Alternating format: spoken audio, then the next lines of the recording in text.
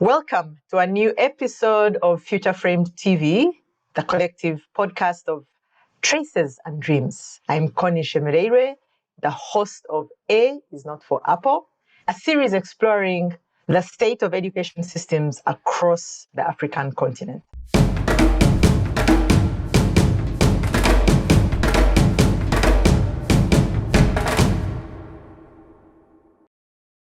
My guest today is Sibusiso Biela.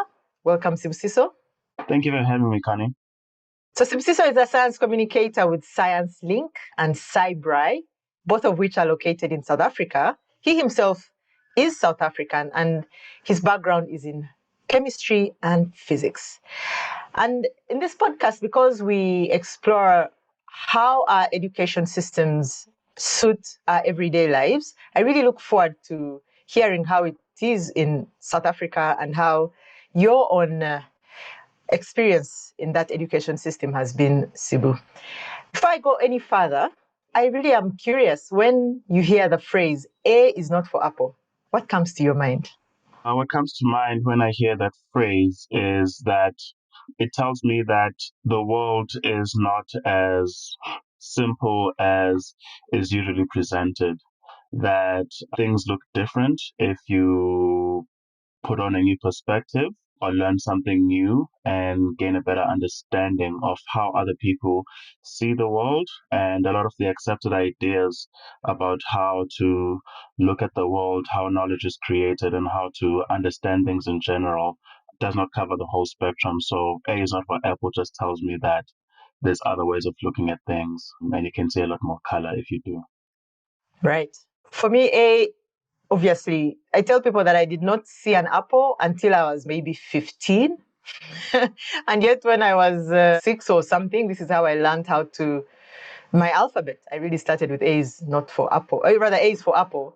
And I just learned it. But I actually saw a physical apple when I was about 15 because apples don't grow in Uganda. They do grow now, somewhere in some parts of the country, but it was a totally foreign concept to me. So that's why I named this podcast A is not for Apple. But I'm also curious about your own experience of education and how education is generally organized in South Africa. Maybe if you were to tell a person who doesn't know anything about how education is organized in South Africa, how would you say it is? Okay, so in South Africa, the education system is very standardized from the government. It's mandated by the government to be standardized across the board for public schools. So we do have two systems. We have the public schooling system and the private schooling system as well. The private schooling system is a slightly different. They run things their own way, but in terms of syllabus and curriculum, it's about the same. They might have slightly more different things from the rest of the public schooling system, as I'm sure it is for the rest of the world, but it's standardized across the country. In the public system as well, we do have different languages in which subjects are taught, but it's mostly Afrikaans and English, and then the other languages taught in the lower grades and then taught as subjects as the schooling years go on from in the 12 years that you are in school. You say they are taught as subjects, so they are not a language of instruction. No, they are not a language of instruction officially in some cases, but so you have English and Afrikaans, which are the official languages of instruction, and then the other African languages are taught as languages of instruction when that subject being taught is for example, if you're learning Zulu as a home language, you're taught in isiZulu as a language of instruction.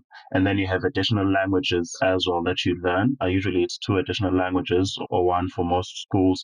And then depending on the level of how most of the students understand the language, it's taught in that language of instruction. But most of the other subjects and modules are just taught exclusively in English or Afrikaans. Mm. Okay, so I'm going to assume that in the last 20 to 30 years, you would have seen some changes in the way education is organized since, I guess, before apartheid and after apartheid. Are you aware of changes to the curriculum or the system that have tried to sort of better match what the country might need or what the students might need? And can you tell us about that? Yes. So, of course, before 94, for some years, there were two different systems in South Africa. There was, I would say, the general system for white students, and then there was Bantu education as of which was separate. It was different education system, much less varied, didn't have much science and mathematics, just enough to understand how things work, but not enough to become a scientist or an engineer or something like that. So after 94, all of that was merged into one system, but still language of instruction being English and Afrikaans. And there's been a lot of changes since then.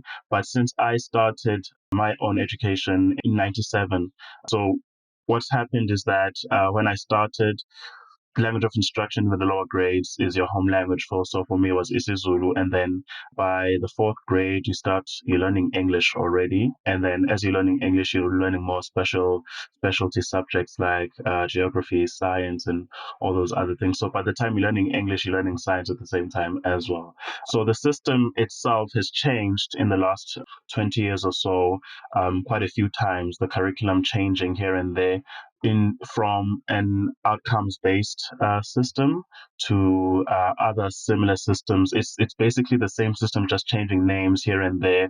But the biggest change basically has been a decrease in the requirements of the workload in terms of stuff that you learn. Basically, for example, you'd find a lot of science topics before that you would learn in grade 12 aren't taught anymore, maybe 20 years ago.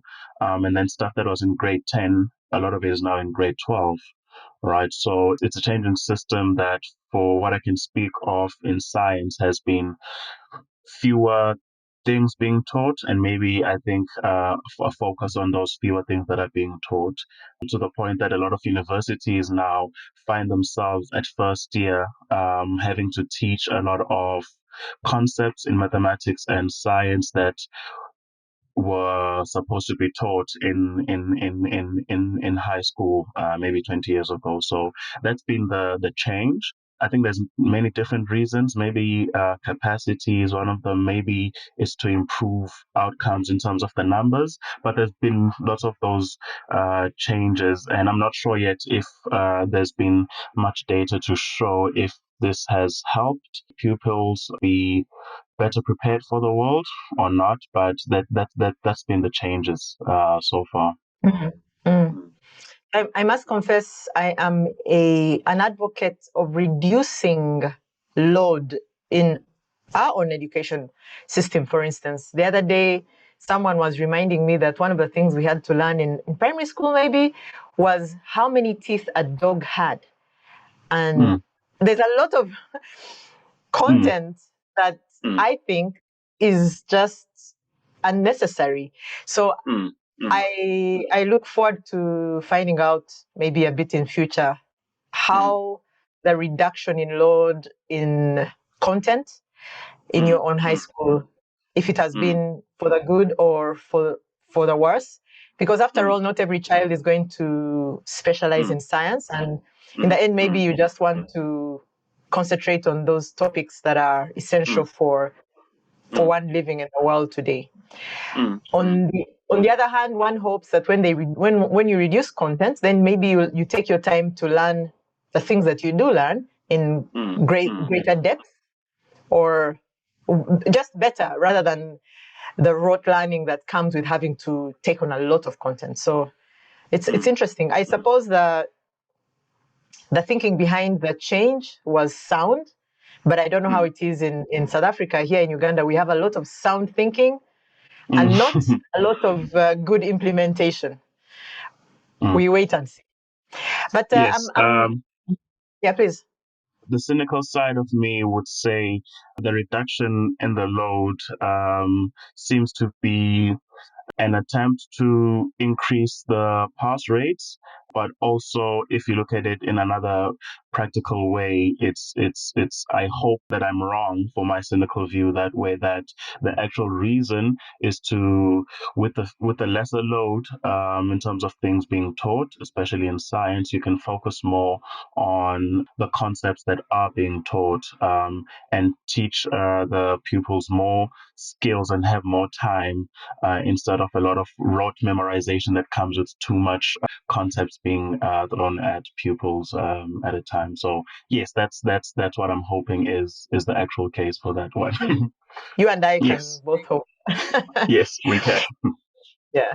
So moving on to your own educational journey, you said you started in 97. So that's primary school or? Yes, yes, primary school in 1997. Yes. And that would have been after the changes had occurred. I guess the changes were very, very new. It's only 3 years after 94. Looking back on your own education journey, how did you come to take on physics and science and chemistry?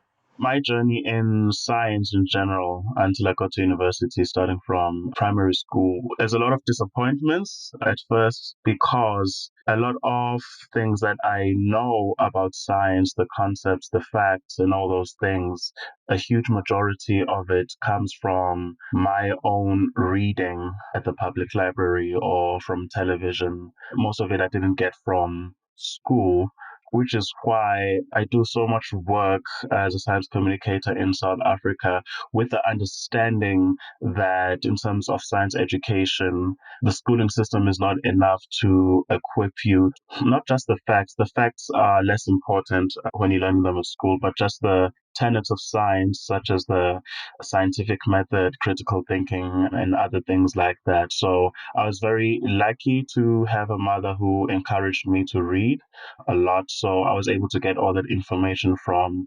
outside the schooling system itself.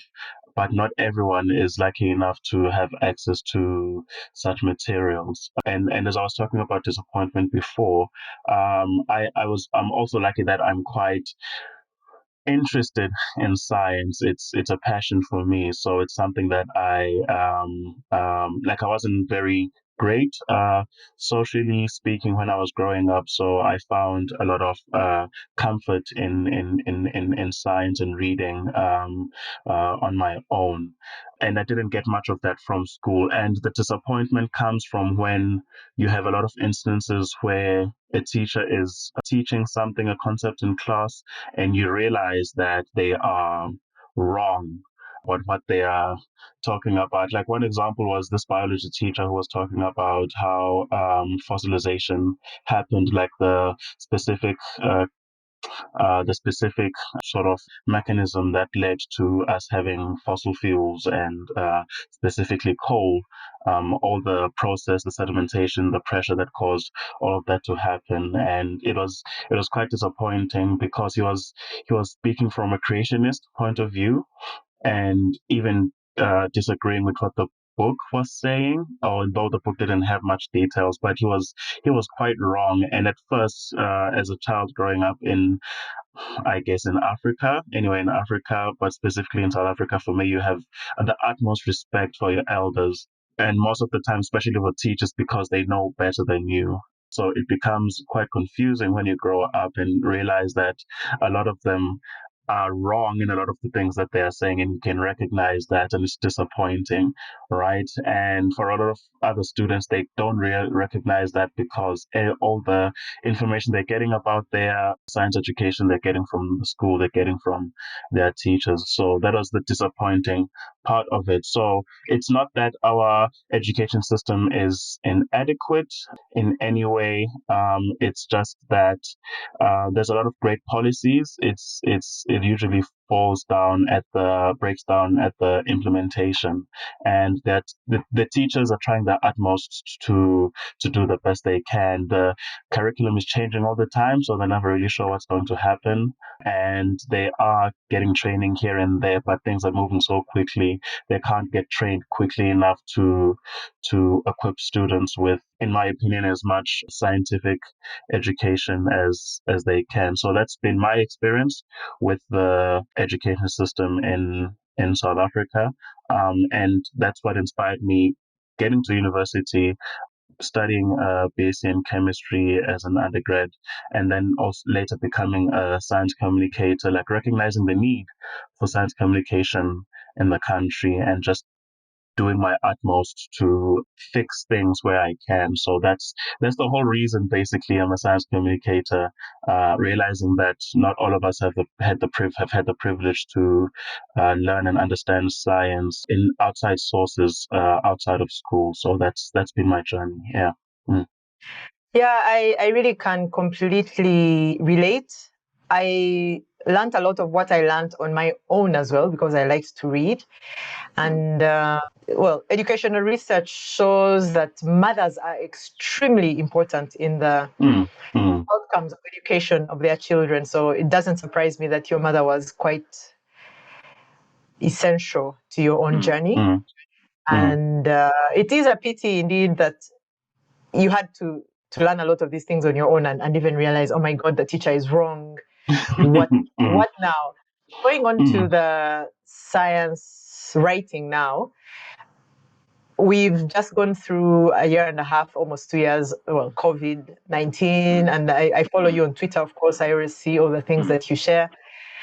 And a small story about, I really do agree with you that writing about science for the public is so important. I do wonder though, and I know that you've and you're going to tell us a little bit about how you are trying to make science more accessible, especially in your own mother tongue. But it's also funny that when I see some of the people that I went to school with, maybe some of them also did not fully understand certain concepts, such as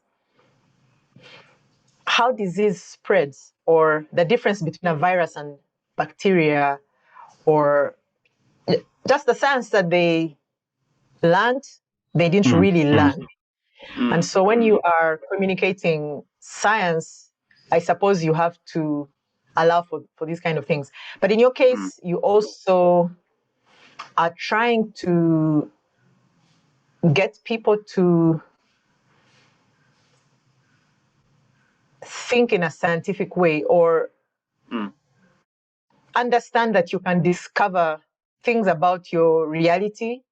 To answer your question in terms of how people understand these concepts, both for people who didn't learn them in school and those who did learn them but didn't internalize them. It's I think the South African system and the system in Ghana as well is such that it's you can memorize something and then regurgitate it in a test or some sort of exam, and that's okay. You move on to the next grade. That's what's needed from you. But there's never a comprehensive test to make sure that you understand it. You can internalize it and really understand it. And I don't think our systems give the benefit of the doubt to pupils that they can understand it without just memorizing such concepts. Because when I explain them to people, things that they found difficult in school, when I explain it to them, it clicks, right? Because it's just a certain way of explaining something in a different way, and then suddenly all those things they memorize start to make sense, right? And that's it's and it takes a lot of time and effort to do things like that, but it is possible. So in terms of what I've been trying to do, I call it decolonizing science, the way that I'm trying to get more people interested in science, for them to understand scientific concepts. Very seldom in schools are we taught how certain discoveries are made. Usually, we're only told the story of how a certain discovery was made if it's apocryphal or it's a cool sounding story in some way, like the story that an apple fell on Newton's head. It's a great way to start a story. It's been talked about in a lot of places, but the whole concept of how he came up with his equations of motion, with his laws of motion, the understanding that went behind it. All those things, we are taught scientific facts, but not the scientific method. We're not taught critical thinking. We're not taught about all the times science was wrong about certain things, and that the science that we have today, there's a lot of it that could be wrong. But the whole idea of science is that scientists are usually uncertain about certain things until they're uncertain about certain things, and certain facts and ideas are accepted until a newer and better one is proposed and is tested in that way. And that's unfortunate because a lot of people don't have that idea of how science actually works. So in a lot of my science communication, I try to not just talk about a new scientific discovery, but I talk a lot about how it changes a certain scientific idea, a certain scientific concept. Um, I try to show people that uncertainty in science isn't something to be concerned about. It's a very important part of it, right? The pandemic has shown why it's important for people to understand that uncertainty is just a part of science, and that science is something that they're dealing with all the time, to the point that with the pandemic, there was a lot of uncertainty at the beginning. Scientists were making guesses, educated guesses, based on their past experiences with other pandemics, how this virus is going to work, and all those other things. And a lot of vaccine mandates and other mandates to prevent spread and infection were changed here and there in different places. And this doubt from scientists and them changing their minds created a lot of doubt in people as to whether the scientists know what they're doing, whether this is all a conspiracy to take away their freedoms or anything like that. Scientists are used to this uncertainty. They're used to all getting new data and understanding and changing their minds. But a lot of people don't know that science works that way, because a lot of our education systems, a lot of the media that talks about science doesn't give people the benefit of the doubt that they can be accepting of the idea of how science works. And for my latest work, I try to write about science and the work that scientists do, and try to write about it in isiZulu as well. And this is my way of trying to decolonize science in a way that it dissenses the idea that science is only for certain people, for Europeans, or for only men to do. I try to show that isiZulu can carry science. You can talk about science. You can chat about science in your own language. It's not just something that's only associated with English. And that's the work that I've been trying to do in that regard. Remind people of the uncertainty that scientists are dealing with all the time, and also try to talk about science in an African language as well. And you're right. COVID-19 and the fact that we are such a connected world now, and everyone is on social media, has exposed or shown the scientific process in a way that I think has never been seen before. But unfortunately, because people had one understanding of the way science is, which is just maybe a collection of facts, when you're in school, they tell you this A, B, C, D, E, F, G are facts, reproduce them, without showing them how that science came about, where people had to adjust their knowledge when they found new knowledge and had to discard old knowledge, or simply even how certain things have competing views about the explanation for them, and those views are kept until maybe one view supersedes the other, are things that are completely foreign, I think, to the public, so to speak. So I think the work that you do is really, really important. And I also can imagine that the public has to, in my past engagements between scientists and policymakers, there has been a more sort of a mantra that public, you should trust science. But I always ask scientists, why should they trust you? I mean, exactly. Science has this idea that, of course, it's self-evident, self-explanatory. Science, you should be trusted. Just trust it. Don't ask. But so I think the work that you're doing in showing that actually the way science goes is such and such, and also that it's something that you too can do. You Zulu person or you Muganda person, because it's just about a systematic way of explaining your environment or explaining your reality. And many people have already had guesses about it and have tested those guesses and found consistently that maybe a certain theory holds. But that doesn't mean you too cannot test that theory or that hypothesis or come up with your own if you observe something contrary. So, and I think the issue of language is very, very important because simply, I think because science has grown up in a certain cultural context, words like virus are understandable in a language like English, because from your early childhood, it's not even something that you discover in class. It's something that's already part of your everyday language. But then if you speak Zulu so is Zulu the language or isiZulu is the language? It's both correct, but when you say isiZulu, then you're specifying that it's the language. Zulu can be the culture or the ethnicity or the or a surname, but isiZulu specifies that you're talking about the language. Okay. So if you grow up speaking isiZulu, you never encounter a word like virus. Never. Until you're in school. Then when you go to school and your teacher explains to you what virus means incorrectly, I mean you're not going to get very far. You're going to carry the misinformation for a while. All right. So I want to come towards the end of our conversation today and look a bit to the future, because you know that Africa's population is growing extremely fast and we are a very young continent. And the issues that we are discussing now really concern me because I ask myself, what's the future for these young people? How are they going to learn about science? Do you think they might learn through avenues such as the one that you provide? Do you think schools are really able to evolve fast enough to allow them to really learn about science correctly? What do you see might be the future?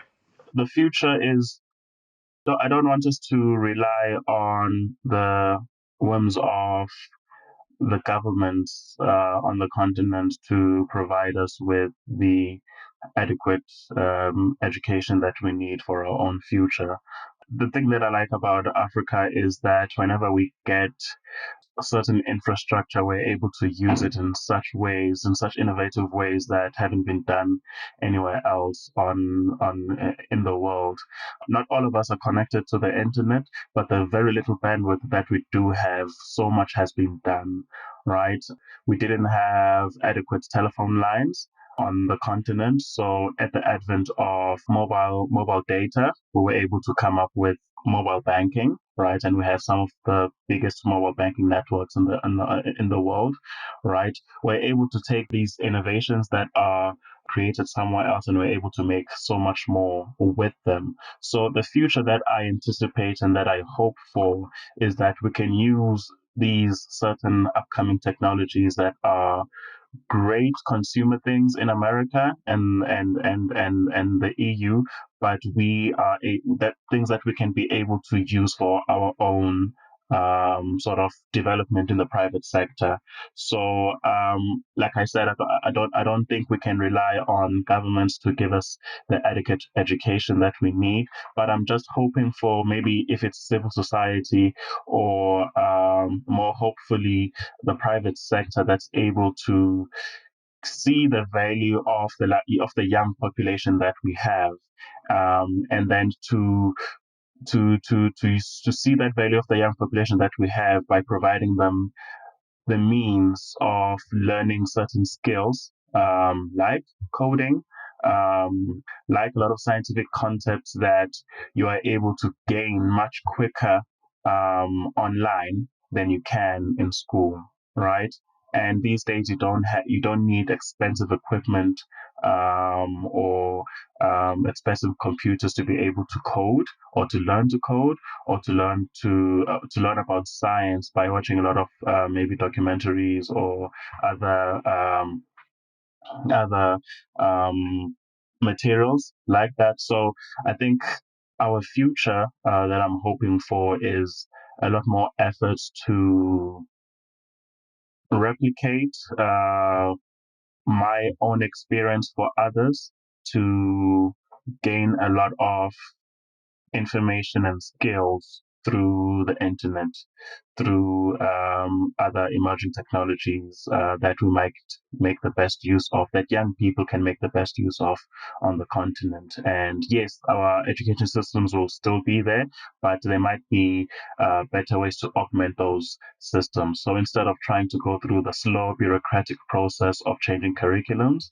and things like that, we can go our own route, such as this project that I'm working on to translate science into 6 African languages, right? Trying to do something like that through governments would take a very long time, but through systems like machine learning and other emerging technologies, we can do it much quicker, right? All we need for the governments to provide is the critical infrastructure like bandwidth, right? And similar infrastructure, and then just let the young people do their own thing and enrich themselves and develop themselves. That's the future that I hope for the continent. You have me quite convinced in your vision for the future, Sibu. It Thank you. sounds quite doable, yeah, and especially since the young people are so tech savvy, if you like. I mean, they've grown up with mobile phones, and we all know that. And I have a theory that you have learned by yourself. I pretty much have learned by myself, and a lot of people have a big capacity to learn, and unfortunately, schooling sometimes dims that capacity or disables it or makes us believe that we cannot learn on our own. You said earlier that many young people think the teacher knows everything and just wait to receive it from the teacher. But if the young people can indeed grow up with information around them and ways of informing themselves, that would be really great. I guess the other part that I definitely agree with is language, because if you do not know English, I think it will be very difficult for you to follow a documentary on YouTube or whatnot. So if a lot of science is translated into our local languages, alongside making sure that people learn that, let's be honest, at least up to now, the language of science is English.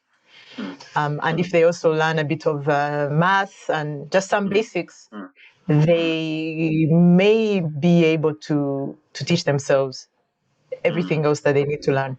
And I have to unfortunately agree that the processes in our formal systems are simply too slow. They are usually behind what's going on. They are not nimble enough. And the biggest problem, of course, is also with the teachers. Poor them. You cannot. You said earlier that you cannot really blame them because they are working with what they have. They are equipped only so much, and a lot of them just do the best that they can. Obviously, no one is maliciously teaching something that they believe to be incorrect. They really do believe that this is what they are supposed to be doing, and they're doing their job. So we have to wait and see. Yes, and they have too much of a workload. And something that I find interesting as well is that a lot of them were taught under this inferior system in South Africa, that they have to then unlearn a lot of it so that they can teach us something new from the new curriculum. So, I can understand it might happen in other parts of the continent as well. So, yes, there's a few stars here and there who are doing amazing work, but we just need more of them. Yeah. So I would wonder, you're already doing what you're doing, but if you had the opportunity tomorrow, what would you really do to address, like, where would you start addressing this inefficiency, this gap, what would be the first thing that you would do to get started on getting our education systems where they need to be? Not only the formal education systems, the schools, but also these informal ones that you're talking about, like those that people can learn online or by reading books. What would you do? Give pupils the benefit of the doubt. What I found disappointing about the education system is that a lot of the things that took a very long time to learn over school could have been taught very quickly and then broken down into different specialties. But what would happen, and it still happens today, is that a lot of things that are related to each other are separated to the point that you don't really figure out until much later that this theory gave birth to this one, and this is related to the other one. And it takes a long time to realize actually this formula is a bit similar to this one that I learned in something else, and they're the same formula, just different flavors of the same formula, this sort of thing. So, from a scientific perspective, it's just to give students the benefit of the doubt to say, this is how the world works, this is how science works, these are the discoveries that were made, this is where people got things wrong. Of course, you don't want to start them too early by giving them complicated things, but you want to show them the big picture and say, this is the big complicated picture. And we'll be talking about these parts here and there, here and there, here and there. Later on, you'll see how all of these things connect. Because for a lot of people, there were a lot of ways that it's taught. It's put in silos to the point that most people they don't know that they can figure it out themselves if they wanted to as pupils. It's there you're given information in drip form, not knowing what the biggest picture is. So that's the first thing I would fix, so as to empower students, to empower pupils in some way. So that's the first thing that I would fix. And to try to also teach science in an indigenous language. They will learn it in English as well later on, but it's just so that the beginning could be that two Zulu speaking people can talk about science among themselves. They can do science amongst themselves, right? And they can use English for science when they're speaking to the international community or when they're speaking to others. But they should be able to speak about science in their own language amongst themselves. That's the dream that I have. But the first thing that I'd fix, as you asked, would be to show students the big picture and then slowly unravel how it all connects.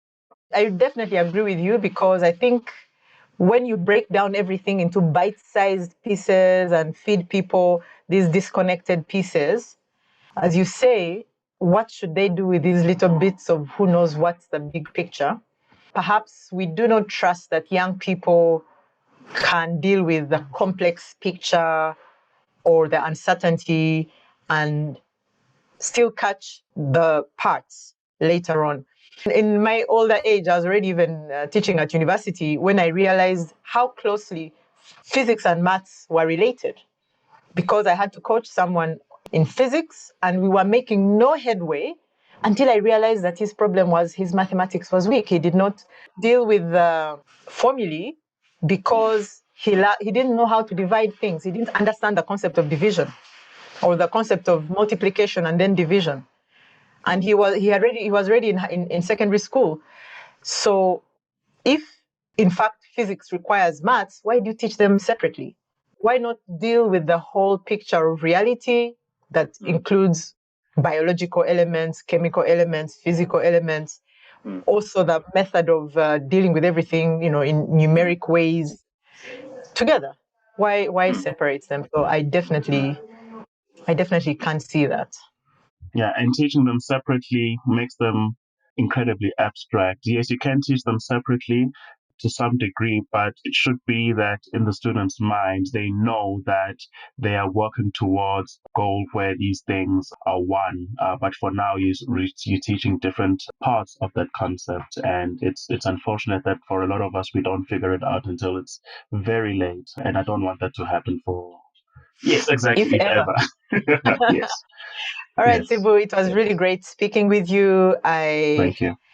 It's nice to know that, there are some of us on the continent that are really concerned about the state of our education and trying to do something about it. I think your project or the work that you do is really, really important. Beyond that, I look forward to speaking with you again. Thank you so much for being on our podcast. Oh, thank you so much for having me. Bye then. All right. Thank you. Bye.